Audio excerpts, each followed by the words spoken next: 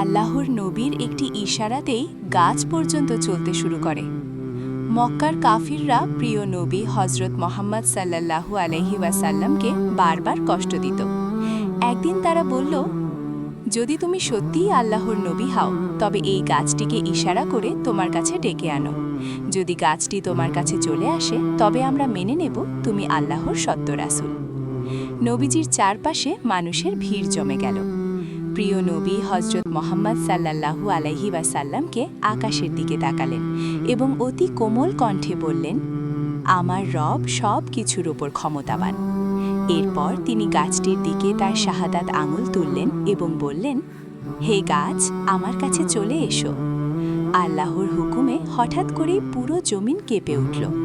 গাছটি নড়তে শুরু করল, একবার, দুইবার। তারপর তার শিকড়গুলো মাটি থেকে আলাদা হতে লাগল।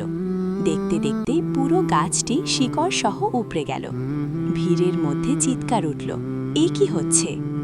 গাছটি মাটিকে চিরে চিরে আল্লাহর রাসূল হজরত মোহাম্মদ সাল্লাল্লাহু আলাইহি ওয়াসাল্লামের দিকে এগিয়ে আসতে লাগল। তার পাতাগুলো বাতাসে কাঁপছিল আর গাছের কাণ্ড থেকে যেন আওয়াজ আসছিল, ইয়া রাসূলাল্লাহ, আপনার আদেশ শিরোধার্য। অবশেষে গাছটি নবীজির কাছে এসে এমনভাবে ঝুঁকে পড়ল যেন সে সিজদায় লুটিয়ে পড়েছে।